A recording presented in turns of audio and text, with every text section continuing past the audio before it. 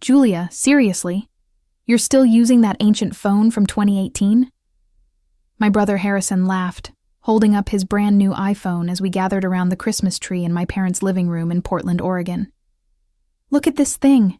It's practically a fossil. My name is Julia Thompson. I'm 28 years old, and for as long as I can remember, I've been the family disappointment.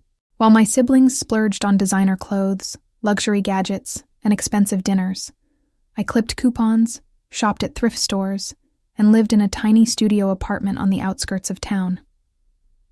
What my family didn't understand was that every dollar I saved was a dollar invested in something bigger than they could imagine.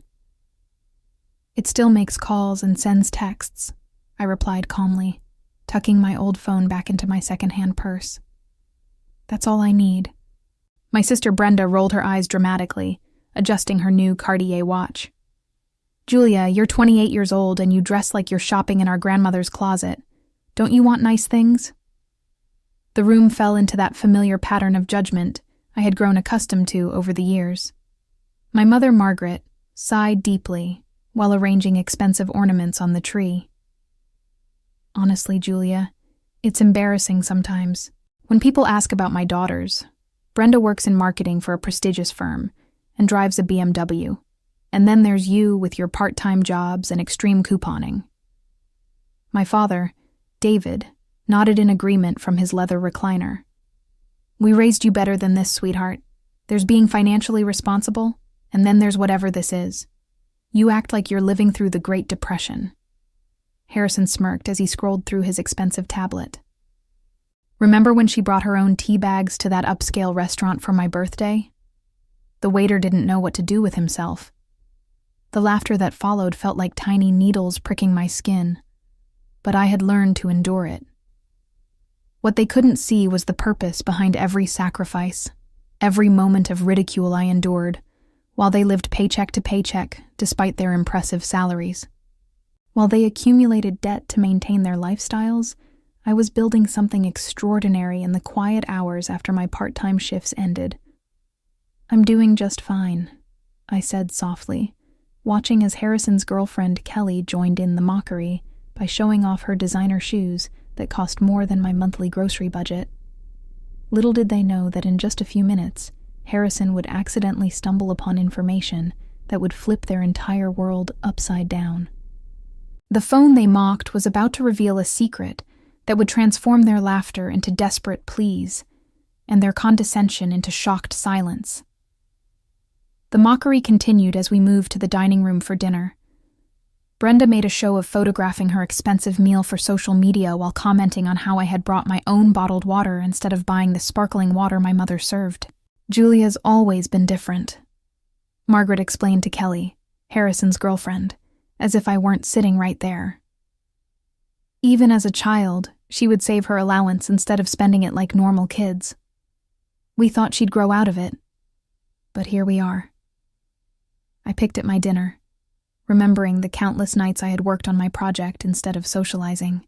While my family attended expensive concerts and took lavish vacations they couldn't afford, I spent my evenings in my tiny apartment, surrounded by coding books and my laptop, developing what would become the most successful budgeting app of the decade. The worst part is that she has a computer science degree, David added, cutting his prime rib. She could get a real job at a tech company, but instead, she works part-time at that bookstore and does freelance work. It's like she's wasting her potential.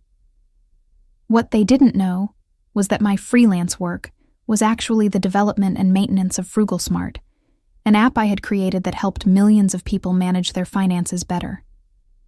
The irony wasn't lost on me that my family, who desperately needed financial management, had no idea their embarrassing daughter had created the very solution to their problems. Harrison pulled out his phone to show Kelly photos from his recent ski trip to Aspen. This cost me $8,000, but you only live once, right?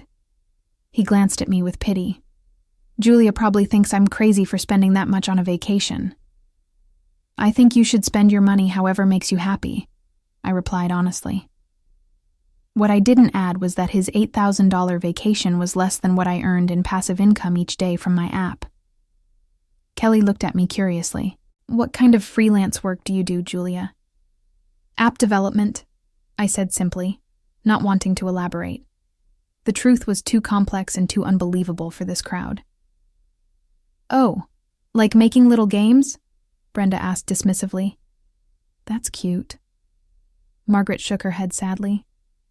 We keep hoping she'll meet a nice man with a stable career who can take care of her properly. Someone who can show her what it's like to live a little. The conversation continued around me, each comment adding to the mountain of assumptions they had built about my life. They saw my thrift store clothes and secondhand furniture and concluded I was struggling. They saw my modest lifestyle and assumed I was failing. What they couldn't see was the empire I had built from my laptop, one line of code at a time. After dinner, we gathered in the living room to exchange gifts. I watched as my family opened expensive presents they had bought for each other on credit cards they were still paying off from previous year's celebrations. My gifts, while thoughtful, were modest by comparison. Homemade cookies, a book I had found at an estate sale, and a scarf I had knitted myself. These cookies are actually really good, Harrison admitted, taking a third one. Did you use that ancient oven in your apartment? The same one, I nodded, amused by how he couldn't conceive that someone might choose to live simply rather than be forced to by circumstances. As the evening wound down, Harrison excused himself to use the bathroom. My phone, which I had left charging on the kitchen counter, buzzed with notifications. Without thinking, Harrison picked it up, probably intending to hand it to me, but the screen lit up with my banking app still open from earlier, when I had checked my account balance. I watched from the living room, as his face went through a series of expressions: confusion, disbelief, and then complete shock. He stared at the screen for a long moment, his mouth slightly open, before looking toward the living room where I sat. "Julia," he called out, his voice strangely hollow. "Can you come here for a second?" The tone of his voice made everyone in the living room look up. Margaret and David exchanged glances, probably expecting Harrison to share another story about my frugal habits. Brenda continued scrolling through her phone, and Kelly looked mildly curious. I walked into the kitchen, already knowing what Harrison had seen. My banking app displayed my current account balance, $12,347,892.73. Below that were notifications about my daily earnings from Frugal Smart, my investment portfolio updates, and transfer confirmations from my business accounts. "Is this real?" Harrison whispered, holding up my phone with trembling hands. "This can't be real." I took my phone from him calmly. "What are you talking about?" "The money, Julia. There are $12 million in your account. $12 million. His voice cracked slightly. "How is that possible?" The living room had gone completely quiet. I could feel everyone's attention turning toward the kitchen, sensing that something significant was happening, but not yet understanding what. Harrison's face had gone pale. "All this time, we thought you were struggling, that you were too proud to ask for help, that you needed us to worry about you. But you're rich. You're actually rich." The moment hung in the air like a soap bubble about to burst. I could hear my mother's sharp intake of breath from the living room, could sense the shift in the atmosphere as Harrison's words sank in. This was the moment everything would change.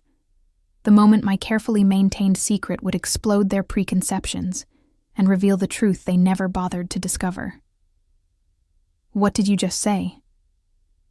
Margaret's voice cut through the silence as she appeared in the kitchen doorway, David and Brenda close behind her. The color had drained from her face as she looked between Harrison and me.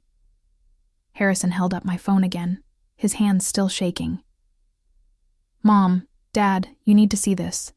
Julia has $12 million. $12 million. The kitchen erupted into chaos. Brenda pushed past everyone to grab my phone, her eyes widening as she saw the account balance. "This has to be fake. There's no way." "Julia, is this some kind of joke app?" "Give me that," David demanded, snatching the phone from Brenda's hands. His reading glasses slipped down his nose as he studied the screen. "These numbers, These can't be real. I stood calmly in the center of the storm, watching as my family processed information that contradicted everything they believed about me. Margaret gripped the kitchen counter, her knuckles white. Julia, explain this right now. Where did this money come from? I developed an app, I said simply. It's been quite successful. An app? Harrison's voice pitched higher. What kind of app makes $12 million? A budgeting app called Frugal Smart. Maybe you've heard of it. The silence that followed was deafening. I watched as recognition dawned on their faces.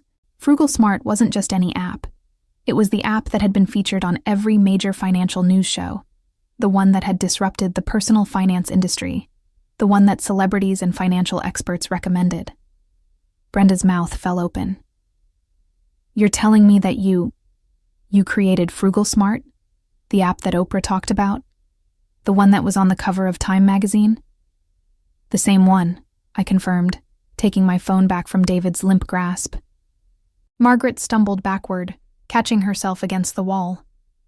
But you live in that tiny apartment. You shop at thrift stores. You clip coupons like some kind of person who understands the value of money, I finished. The app teaches people to live below their means, to save and invest wisely. I practice what I preach. Harrison ran his hands through his hair, pacing in the small kitchen. All this time, while we were giving you advice about getting your life together, you were sitting on $12 million? While you were laughing at my lifestyle choices and calling me an embarrassment, I corrected. Yes. David's businessman facade cracked completely. Julia, honey, if we had known, you would have treated me differently, I interrupted, which is exactly why I didn't tell you. Kelly, who had been silent through the entire revelation, finally spoke up. So when Harrison spent $8,000 on that ski trip, you could have paid for it without even noticing? I nodded. I make more than that in daily passive income from the app. The room fell silent again as the implications sank in. Every joke about my old phone, every comment about my thrift store clothes, every expression of pity for my supposed financial situation, all of it had been based on complete ignorance of my actual circumstances. Brenda's expression shifted from shock to something calculating. Julia, this changes everything. We're family. Families should support each other. I raised an eyebrow. Support each other? Like how you supported me when you called my lifestyle embarrassing at every family gathering? That was different, Margaret said quickly, her tone becoming wheedling. We were just concerned about you. We wanted what was best for you. What's best for me apparently wasn't good enough for you, I replied, until you found out it came with a bank balance you approved of. The transformation in my family's behavior was immediate and nauseating to watch. Within minutes of discovering my wealth, the same people who had spent years mocking my choices were suddenly full of praise and newfangled concern. You know what, Julia? I always admired your discipline, David said, his voice taking on a tone I had never heard before. Your mother and I were just saying the other day how smart you were to live so modestly. I almost laughed at the blatant lie. Really? Because 30 minutes ago you said my lifestyle was embarrassing. Margaret jumped in quickly. We were just worried about you, sweetheart.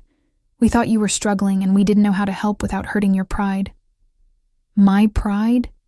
I repeated incredulously. You thought calling me an embarrassment in front of strangers was protecting my pride? Harrison, who had been suspiciously quiet, suddenly perked up. Julia, I've actually been working on this amazing business idea. It's a social media platform for extreme sports enthusiasts. I just need some startup capital, maybe $2 or $3 million to get it off the ground. There it was. Less than 10 minutes after discovering my wealth, and the requests were already starting, Brenda chimed in eagerly. And I've been looking at this amazing condo downtown. It's only $1.5 million, which is nothing for you now. I could pay you back gradually. Pay me back with what money? I asked. Last I heard, you were maxed out on your credit cards. Her face flushed. That's exactly why I need this opportunity. The condo would be an investment. Property values are only going up. Kelly, emboldened by the conversation, stepped forward. Julia, I don't know if Harrison mentioned it, but we've been talking about getting married. A small wedding would be nice. Maybe something in Tuscany. I've seen venues there for around $300,000. You want me to pay for your wedding? I asked, turning to look at Harrison. The same brother who just 20 minutes ago was making fun of my phone? Harrison had the grace to look slightly ashamed. Look, I'm sorry about that. I didn't understand what you were doing. But now that I do, we should support each other's dreams, right? Margaret nodded enthusiastically. Family money should be family money. That's how these things work. You can't just keep it all to yourself. The audacity was breathtaking. I looked around at these people who had spent years making me feel small and inadequate, who had pitied me and patronized me, and who were now standing in my parents' kitchen with their hands out like I owed them something. Let me understand this correctly, I said slowly. Yesterday, my lifestyle was so embarrassing that you apologized to strangers for my behavior. Today, you want me to fund your dreams with the money I earned from that same embarrassing lifestyle. David stepped forward with his most paternal expression. Julia, we're your family. Everything we have, we share. That's what family means. Everything you have? I laughed. What exactly are you offering to share with me? Your debt? Your financial stress? Your inability to live within your means? That's not fair, Brenda protested. We work hard for our money. And I didn't work hard for mine? I asked. You think $12 million just appeared in my account by magic? You think I built a successful company by accident while you all assumed I was failing? The kitchen had become a battlefield, with my family on one side demanding access to wealth they had just discovered, and me on the other side, finally seeing them clearly for who they really were. The confrontation reached a boiling point when my extended family arrived. Word had apparently spread quickly through our family network, because within an hour, my parents' house was full of relatives I hadn't seen in months, all suddenly very interested in my well-being. Uncle Robert, who had always treated me like the family failure, was now patting me on the back and calling me kiddo, like we had always been close. Julia, I've got this fantastic investment opportunity in renewable energy. It's a sure thing, and I know you'd want to get in on the ground floor. Cousin Patricia, who had made snide comments about my thrift store wardrobe at the last family reunion, was now gushing about how authentic and grounded I was. I've always said you were the smartest one in the family. I have this online boutique that just needs a little capital injection to really take off. My grandmother, who had arrived in what must have been record time, sat me down on the couch and took my hands in hers. Julia, dear, I'm so proud of you. I always knew you were special. Now, your grandfather and I have been struggling a bit with the medical bills, and I was wondering...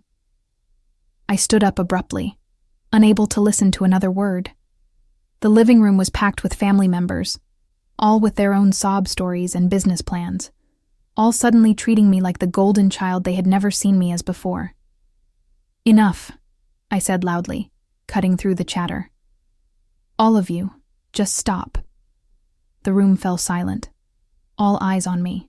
6 months ago, at Brenda's birthday party, half of you made jokes about my poverty mindset. Uncle Robert, you told people I was wasting my computer science degree. Patricia, you asked Mom if I needed help buying real clothes. Grandma, you suggested I was too stubborn to accept help from the family. I looked around the room at their suddenly uncomfortable faces. Not one of you bothered to ask what I was actually doing with my life. Not one of you considered that maybe, just maybe, I knew what I was doing. You all assumed that, because I didn't live the way you thought I should, I must be failing. Margaret tried to interrupt. Julia, honey, I'm not finished, I said firmly. Now, in the span of 2 hours, you've asked me for $17 million collectively. Harrison wants money for a business he hasn't even researched properly. Brenda wants a condo she can't afford. Kelly wants a wedding in Italy for a relationship that's 6 months old. Uncle Robert wants to invest in renewable energy despite knowing nothing about the industry. Patricia thinks I should fund her boutique that's already failing. The silence was deafening. Here's what's really interesting, I continued. Not one of you has apologized for years of treating me like I was an embarrassment to the family. Not one of you has acknowledged that your judgment was completely wrong. Instead, you've decided that now that I have money, I owe it to you. David stood up, his face red with frustration. Julia, we're your family. We love you. We've always loved you. I started laughing. I couldn't help it. The absurdity of the situation, the complete lack of self-awareness, the shameless entitlement. It was all so ridiculous that laughter was the only appropriate response. You love my money, I said between laughs. Yesterday you were embarrassed by me. Today you love me. The only thing that changed was a number in my bank account. Harrison stepped forward, desperation creeping into his voice. Julia, come on. We can work this out. We're sorry if we hurt your feelings. But we're family. This is what families do for each other. My laughter stopped abruptly. No, Harrison. This is what you want families to do for you. I looked around the crowded living room, at faces that had transformed from mockery to greed in the span of 2 hours.